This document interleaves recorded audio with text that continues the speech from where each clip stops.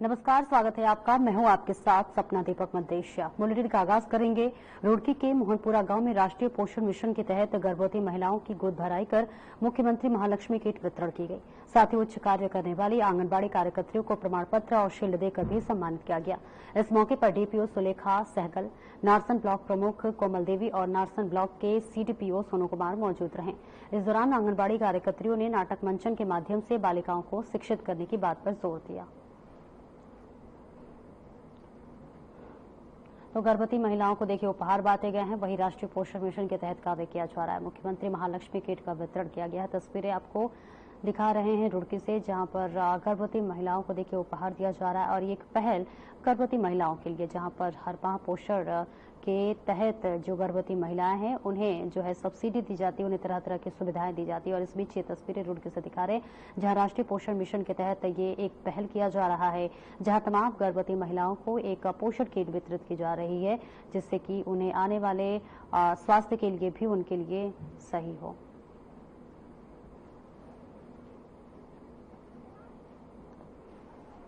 आज मैं इस पोषण माह के प्रोग्राम में उपस्थित हुई। यह बहुत अच्छा प्रोग्राम था और इस प्रोग्राम में बस मैंने जो देखा है कि बेटी बचाओ और बेटी पढ़ाओ, यही सबसे महत्वपूर्ण बात है। वहाँ हर साल मनाते हैं।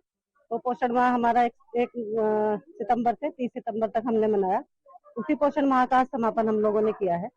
समापन के अवसर पे हमने जितने कार्यक्रम है वो किए। समापन के अवसर पे जो हमारी आंगनबाड़ी अच्छा काम करती है उनको पुरस्कृत किया। महिलाओं की हमने गोद भराई करी, जो गर्भवती है, जो छोटे बच्चे हैं 6 महीने। हमारा बहुत ही महत्वपूर्ण कार्यक्रम था पोषण माह समापन के उपलक्ष्य में। तो मोहनपुरा जो हमारा क्षेत्र है, तो इसमें हमने कार्यक्रम आयोजित किया था। इस कार्यक्रम में हमने जो मुख्य हमारे विभाग के कार्यक्रम होते हैं, गतिविधियां होती हैं, जैसे गोद भराई, अन्नप्राशन और महालक्ष्मी किट वितरण, ये कार्यक्रम आयोजित किए थे। साथ ही इसमें एक माननीय प्रधानमंत्री जी के दिशा निर्देशन में एक पेड़ माह के नाम जो चल रहा है वो भी हमने गतिविधि की। एक मलेरिया जागरूकता का भी इसमें शिविर का हमने रखा हुआ था, उसमें भी थोड़ा प्रचार प्रसार किया है। तो इस तरह के हमारे जो विभागीय कार्यक्रम है वो आज हमने आयोजित किए हैं।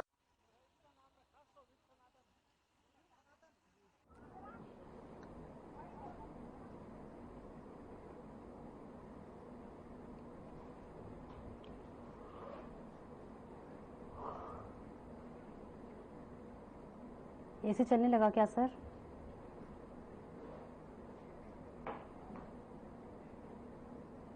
और वही जियासी नरार बकड़ के जो है सभागार में तृतीय संघ खंड स्तरीय जो है सीमांत पर्वतीय बाल विकास महोत्सव का आयोजन किया गया, जिसमें क्षेत्र के विभिन्न विद्यालयों से आए प्रतिभागियों ने जलवायु परिवर्तन, प्राकृतिक जल संसाधन का संरक्षण, एकीकरण, सतत भविष्य के लिए एक मार्ग जैसे विषयों पर छात्र छात्राओं ने एक से बढ़कर एक नाटकों की प्रस्तुतियां दी, जिसमें जनता हंटर कॉलेज झिंझोड़ी ने प्रथम स्थान प्राप्त किया।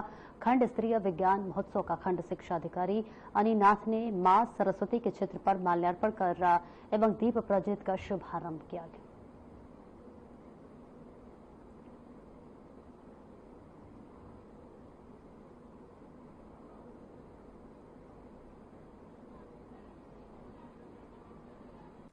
विज्ञान महोत्सव का आयोजन किया गया। आयोजन का शुभारंभ खंड शिक्षा अधिकारी महोदय के द्वारा किया गया, शुभारंभ किया गया, जिसमें पूरे विकासखंड के हमारे जितने भी विद्यालय थे, समस्त विद्यालयों ने प्रतिभाग किया। ये जो प्रतियोगिता है, मुख्य रूप से इसका उद्देश्य क्या है कि जो बच्चों के अंदर छिपी हुई प्रतिभा है, उस प्रतिभा को जागरूक करने के लिए यूकोस्ट के माध्यम से, यूकोस्ट यानी कि के माध्यम से प्रत्येक वर्ष 2022 से इसका आयोजन किया गया। और इसमें जो 5 प्रतियोगिताएं होती हैं, 5 प्रतियोगिता में पहली प्रतियोगिता जो कविता पाठन हंटर कॉलेज झिंझोनी बुडेरा की छात्रा हूँ। मेरा जो ये नाटक था वो था जल संरक्षण, कैसे हम जल को बचा सकते हैं। तो सर यही था हमारा नाटक। तो उससे हमने लोगों को जागरूक कराया है। हमने लोगों को ये सिखाया कि भाई पानी की बचत कैसे कर सकते हैं, हमें पानी की बचत करना चाहिए। आज देख सकते हैं आप पानी की कितनी कमी हो रही है, गांव में तो नहीं पर बाहर शहरों में बहुत पानी की कमी हो रही है। इसलिए हमें जल का संरक्षण करना चाहिए। और अगर हम जल का संरक्षण ना कर पाए तो 2025 तक भारत उन देश में आ जाएगा जहाँ जल की बहुत कमी होती है। तो सर हमें जल का संरक्षण करना चाहिए।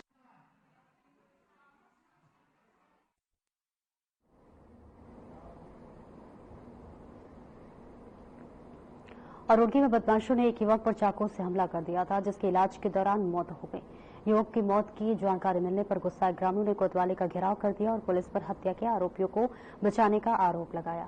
ग्रामीणों का आरोप है कि 2 महीने से इस मामले में कोई कार्रवाई पुलिस की तरफ से नहीं की गई है। आपको बता दें कि रुड़की गंगनहर कोतवाली क्षेत्र के माधोपुर गांव का रहने वाला 19 वर्षीय अंकित कुमार गंगनहर कोतवाली क्षेत्र के सुनहरा गांव में शिया पैथोलॉजी लैब पर काम करता था। 4 अगस्त की देर शाम अंकित छुट्टी के बाद अपने गांव माधोपुर जा रहा था। जैसे ही वे गांव के पास बने अंडरपास पर पहुंचा तो पहले से घात लगाए बैठे करीब आधा दर्जन बदमाशों ने उसे रोक लिया और उसके साथ मारपीट शुरू कर दिया। इसके बाद बदमाशों ने उसके ऊपर चाकू से हमला कर दिया। तभी गांव का एक दूसरा युवक ये देखकर अंकित को बचाने पहुंचा तो बदमाशों ने उस पर भी हमला कर दिया और मौके से फरार हो गए। मामले को लेकर ग्रामीणों में काफी गुस्सा है।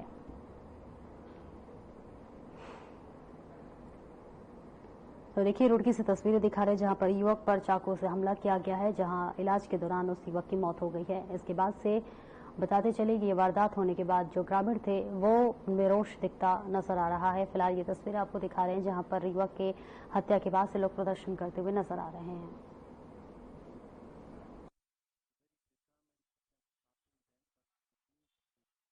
एक बच्चा जिसको तकरीबन 2 महीने पहले रुड़की से आते हुए चाकू मार दिया गया था, वो एम्स में भर्ती था। उपचार के दौरान कल उस बच्चे की मृत्यु हो गई है।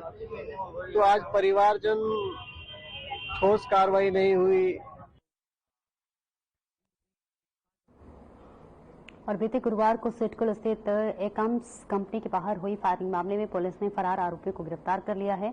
इस फायरिंग में कई लोग घायल हुए थे। तो वहीं शुक्रवार सुबह पुलिस और बदमाशों के बीच मुठभेड़ भी हुई थी, जिसमें 2 बदमाशों को गोली लगी थी, जबकि अन्य बदमाश फरार हो गए थे। लगातार तलाश के बाद सिडकुल पुलिस ने रावली महमूद कृपाल आश्रम के पास से एक आरोपी को देसी तमंचे के साथ गिरफ्तार किया। और इस मामले में सीओ सदर जितेंद्र मेहरा ने बताया कि ये फायरिंग आपसी रंजिश के चलते की गई थी। कंपनी में मैन पावर का कार्य करने वाले इन व्यक्तियों के बीच किसी बात को लेकर विवाद हुआ, जिसके बाद गोलीबारी हुई।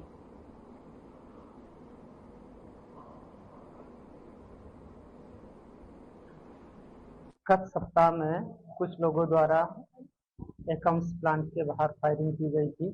उसमें अगले दिन मुठभेड़ में 2 लोग पकड़े गए थे और एक फरार भी हुआ था। बाकी फरार को भी हमने पकड़ लिया है और उस पर लगातार कार्रवाई की जा रही है। ये इनकी आपसी रंजिश थी। ये कॉन्ट्रैक्ट पे लेबर लेने वाले लोग थे और इनका आपस में कुछ मतभेद था। उस मतभेद के चलते इन्होंने रंजिश के तहत फायरिंग की थी। 3 तारीख का मैटर है, पिछले महीने की। 3 तारीख को मेरा लड़का काम पर से जा रहा था। इसको एक लड़के को मेरे गांव वाले को छेड़ रहे थे तो उसको क्या नाम जो है, फिर जब उसे छेड़ने लगे वो तो हाथ देकर रोका मेरे लमडे को कि भाई मुझे बचवाने को। तो उन्होंने जो वहाँ रोका उसे कहा भाई क्या बात है, क्यों छेड़ रहे।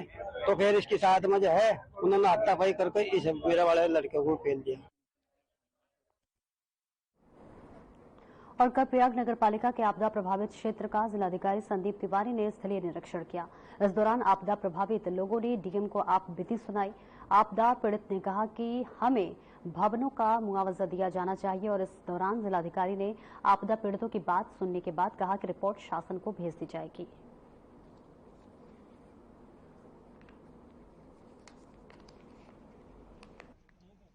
दिक्कत तो ये है कि 3 साल से यहाँ पर जो है 38 परिवार ऐसे रह रहे हैं कि रात जो है कभी भी कोई भी घर गिर सकता है। तो हमने डीएम साहब से परसों निवेदन किया कि आप जो है यहाँ पे मौका मुआयना करके हम लोगों को जो है उचित मुआवजा दिया जाए। सिर्फ यहाँ पे एनएच ने 4 परिवारों को मुआवजा दिया, बाकी हम 32 परिवारों को जो है यहाँ पे छोड़ा है। तो हमारी मांग थी कि जिस तरीके से इन लोगों को मिला, हमको मंडी के जो निर्माण से क्षतिग्रस्त हुआ है उसमें हम लोगों को भी जो है मुआवजा दिया जाए।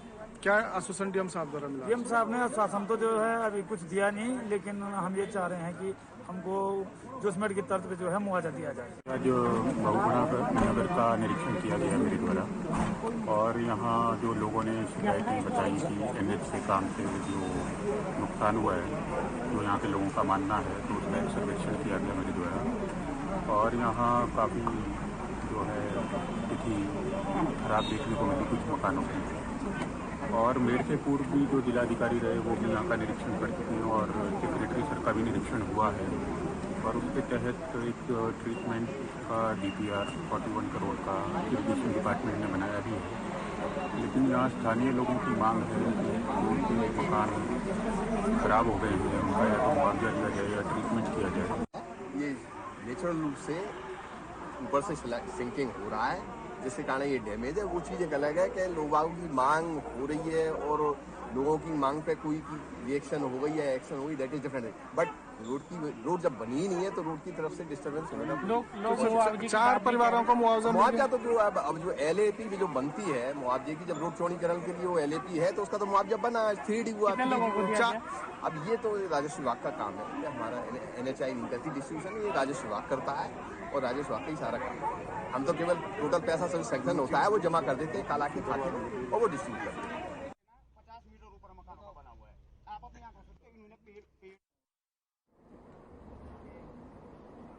वन विभाग की टीम ने वन्य जीव तस्करी के खिलाफ बड़ी सफलता हासिल की है। हरिद्वार और श्यामपुर रेंज की संयुक्त टीम ने एक वन तस्कर को गिरफ्तार किया है। पकड़े गए आरोपी जसपाल के पास से गुलदार की खाल बरामद की गई है।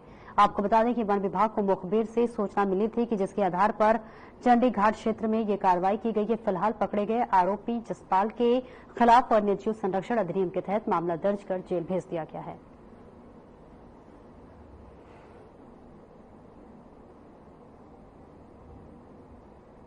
हरिद्वार रेंज और श्यामपुर रेंज की टीम ने ज्वाइंट कार्रवाई करी और चंडी घाट से एक संदिग्ध व्यक्ति के में एक काले बैग से हमारे को एक गुलदार की खाल बरामद हुई है। जो हमने अभियुक्त पकड़ा है ये जसपाल सिंह इसका नाम है, पुत्र कृपाल सिंह, रहने वाला ये पुरोला का है। इसने कुछ हमें जानकारी दी है, उसके बेसिस पे हम आगे भी दबिश करेंगे इसमें। और ये मतलब जो उसके द्वारा जानकारी साझा करी गई है, खाल बाहर से लेकर आया था और बेचने के इरादे से ही आया था।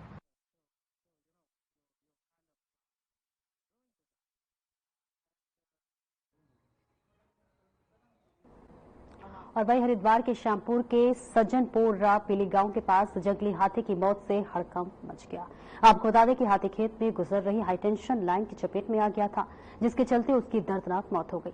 हादसे की जानकारी मिलते ही राजाजी टाइगर रिजर्व और वन विभाग के अधिकारी मौके पर पहुंचे।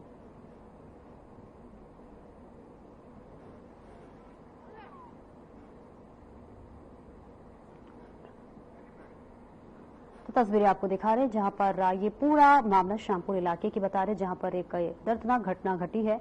हाईटेंशन की चपेट में एक हाथी आ गया है और इसी के साथ साथ आपको बता दें कि इस घटना से पूरे क्षेत्र में हड़कंप मच गया है। श्यामपुर की तस्वीरें आपको दिखा रहे हैं जहां पर हाईटेंशन की चपेट में आने की वजह से एक हाथी की मौत हो गई है। हाथी खेत से गुजर रहा था और इस बीच हाईटेंशन की चपेट में वो हाथी आ गया, जिससे उसकी मौके पर ही दर्दनाक मौत हो गई। फिलहाल ये तस्वीरें आपको दिखा रहे हैं।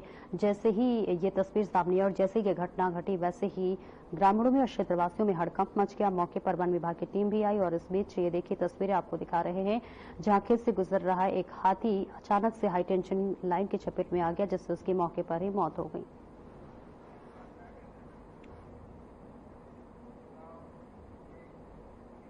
और दीपावली के समय में देहरादून में अवैध रूप से पटाखों का काला कारोबार फल फूल रहा है। नियम कानून को ताक पर रखकर बाजार सज जाते हैं और पटाखा कारोबारी GST टैक्स चोरी कर सरकार के राजस्व की भी चोरी करते हैं। देखिए रिपोर्ट।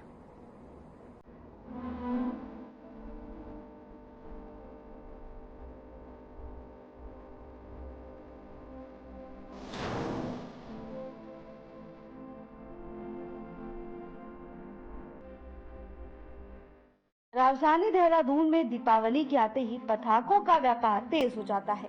नियम कानून को ताक पर रखकर अच्छे रसूख के दम पर पटाखा व्यापारी सरकारी सांठगांठ से लाइसेंस तो ले लेते हैं, लेकिन नियम कानून का पालन ना के बराबर करते हैं। इससे आम जनता के साथ ही सरकार को भी नुकसान हो रहा है। पर इतना सब होने के बाद भी शायद इसको लेकर किसी तरह की सजगता नहीं दिखाई जा रही। ऐसा हम नहीं, ऐसा देहरादून के अग्निशमन अधिकारी कह रहे हैं।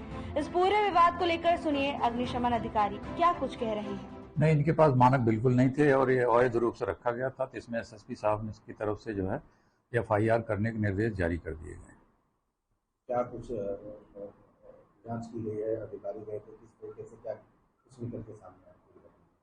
नहीं, हम लोगों ने अपना रिकॉर्ड देखा जो है, मैं भी गया था जो कल सुबह जो मॉर्निंग में है, और हमने हमारे इंचार्ज से जो प्राप्त जानकारी के हिसाब से जो है कि वो अवैध रूप से रखा गया था, उसकी संज्ञान में नहीं था हम लोगों की। क्या क्या कमियां देखने को मिली हैं किराए की दुकान की, जो मानक किस प्रकार की कमियां थी? देखिए, जो इस भंडारण किया जाता है उसमें सबसे पहला रहता है कि कंक्रीट की छत हो जो है वो तो थी जो है, और दूसरा रहता है कि उसमें लाइट ना रहे जो। अब इनके यहाँ जो आग लगी पॉसिबिलिटी है कि उसमें कैमरे वैमरे लगे हुए थे जो, तो संभावना शॉर्ट सर्किट से ही हुआ है जो, तो ये मानक होते हैं उसके लिए। और अग्निशमन का कोई व्यवस्था नहीं थी उनके पास।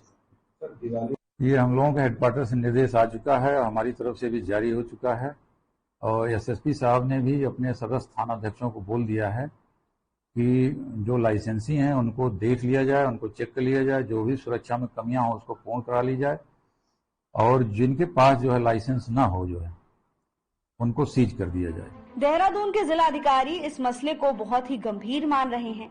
डीएम साहब की माने तो ये जन सुरक्षा से जुड़ा मामला है, इस पर कोताही नहीं बरती जाएगी। मीडिया से बातचीत में जिलाधिकारी ने कहा कि नियमों को ताक पर रखकर अगर पटाखा गोदाम संचालित किए जा रहे हैं तो जिला प्रशासन उस पर कार्रवाई करेगा। देखिए, फायर एंड एक्सप्लोसिव डिपार्टमेंट है और जो हमारे सप्लाई ऑफिस हैं, सो उनको ऑलरेडी निर्देशित कर दिया है कि ऐसे जितने भी हमारे प्रतिष्ठान हैं जो अवैध चल रहे हैं उनके ऊपर कड़ी से कड़ी कार्रवाई की जाए। कहीं से भी कोई पब्लिक इंफॉर्मेशन यदि हमें प्राप्त होती है तो उसका त्वरित संज्ञान लेके उनको तत्काल मौके पे भेजा जाएगा। ये हमारा जन सुरक्षा से जुड़ा मामला है, तो इसमें किसी प्रकार की कोताही बरती नहीं। वहीं देहरादून के सिटी मजिस्ट्रेट का इसको लेकर कहना है कि त्योहारों के समय जब लाइसेंस का आवेदन आता है तो जिला प्रशासन नियमों के आधार पर ही लाइसेंस निर्गत करता है, लेकिन हाल ही में जब आईएसबीटी के पास पटाखा गोदाम में आग लगी तब अधिकारियों के वादे और दावों की पोल खुल गई। घटना के बाद आनन फानन में जांच और कार्रवाई शुरू हो गई, लेकिन सवाल उठता है कि मौका रहते लाइसेंस निर्गत करने से पहले ही प्रशासन क्यों नहीं सभी मानकों का सत्यापन करा पाता है। देखिए, अभी विगत दिनों एक घटना प्रकाश में है जिसमें ट्रांसपोर्ट नगर में किसी रिहायशी इलाके में एक भवन में कुछ पटाखों में विस्फोट हुआ।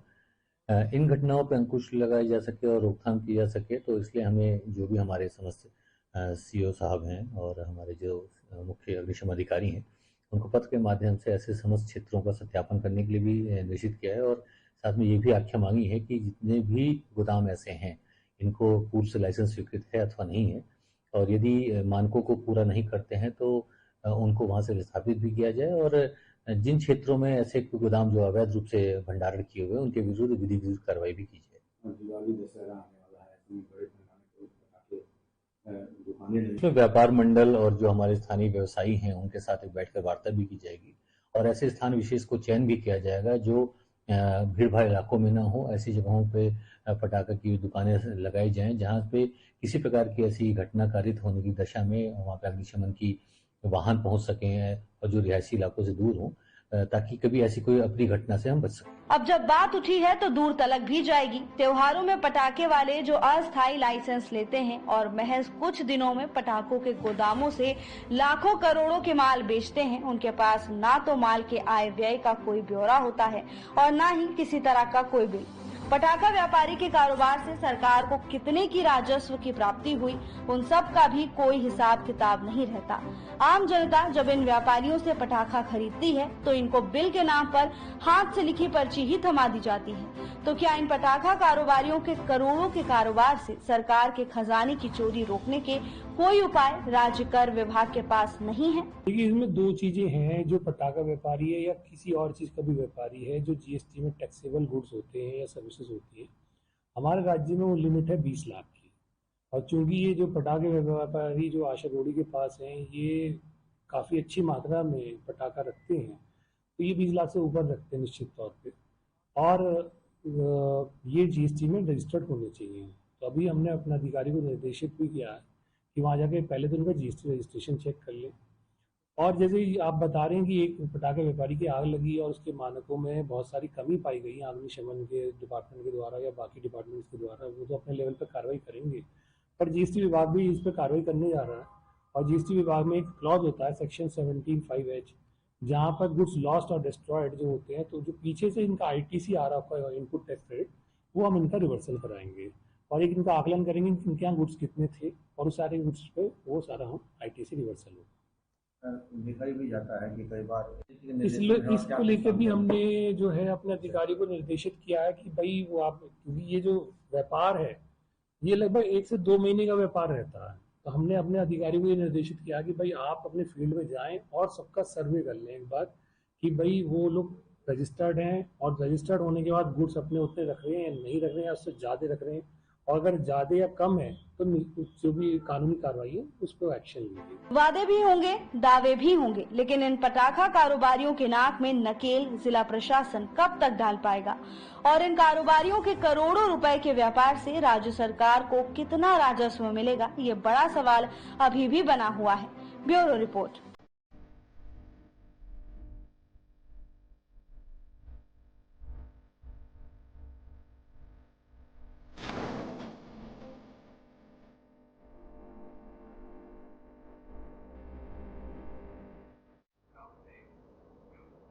और पटाखा कारोबारियों पर कई सवाल उठना लाजमी है। ग्राफिक्स के जरिए वो 10 सवाल आपके सामने रखते हैं जो पटाखा कारोबार पर उठ रहे हैं। पटाखा कारोबार पर 10 सवाल। किसकी लापरवाही का नतीजा था ISBT पटाखा गोदाम अग्निकांड?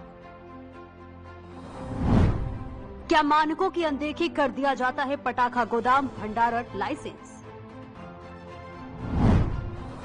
क्यों हर हादसे के बाद सामने आता है मानकों में ढिलाई का मामला?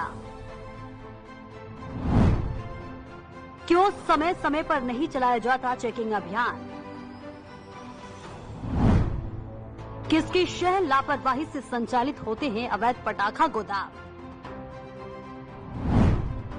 जनता की जान से खिलवाड़ का जिम्मेदार कौन? हर साल कितना होता है पटाखों का वास्तविक कारोबार? कितना टैक्स देते तथा बचाते हैं पटाखा कारोबारी? जिम्मेदार विभाग के पास क्यों नहीं है पूरा ब्यौरा? क्या पटाखों के कर चोरों और अवैध कारोबारियों पर वाकई सख्ती करते हैं जिम्मेदार विभाग? और वही हरियाणा विधानसभा चुनाव को लेकर सियासी हलचल तेज है, जिसको लेकर सभी दल पूरे दमखम में चुनावी मैदान में हैं। प्रचार प्रसार और वार पलटवार का दौर भी जारी है। उत्तराखंड के मुख्यमंत्री पुष्कर सिंह धामी ने रविवार को कांग्रेस पार्टी पर निशाना साधते हुए कहा कि उन्होंने हरियाणा राज्य को लूटने में कोई कसर नहीं छोड़ी और इसी के साथ ही आरोप लगाया कि कांग्रेस पार्टी देश की सबसे बेईमान और धोखेबाज पार्टी है। हरियाणा के सोहना में बीजेपी प्रत्याशी तेजपाल तंवर के पक्ष में जनसभा का आयोजन किया गया था, जिसमें मुख्यमंत्री पुष्कर सिंह धामी पहुंचे और कांग्रेस पर जोरदार हमला बोला।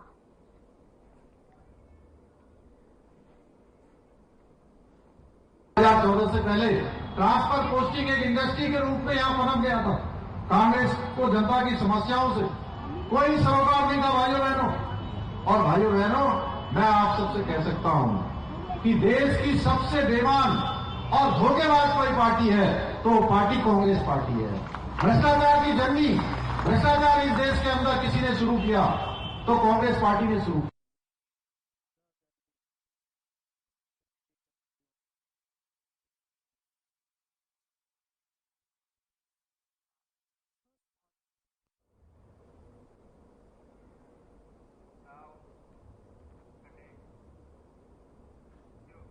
अल्मोड़ा शहर के लोगों को हवाई सेवा से जोड़ने की कवायद फिर से तेज हो गई है। अल्मोड़ा के टाटिक हेलीपैड को हेलीकॉप्टर आवागमन के मानकों के अनुरूप विकसित किया जा चुका है। जिलाधिकारी और प्रशासन की टीम ने टाटिक स्थित हेलीपैड का निरीक्षण किया और कार्यों का जायजा लिया। इस दौरान जिलाधिकारी ने कहा कि टाटिक हेलीपैड पे जो है पहले हेली सेवा शुरू की गई थी, लेकिन हेलीपैड में कई खामियां थी जिसे अब दुरुस्त कर लिया गया है। जो मानक हेलीकॉप्टर सेवा निर्माण कार्य पूर्ण कर लिए गए हैं।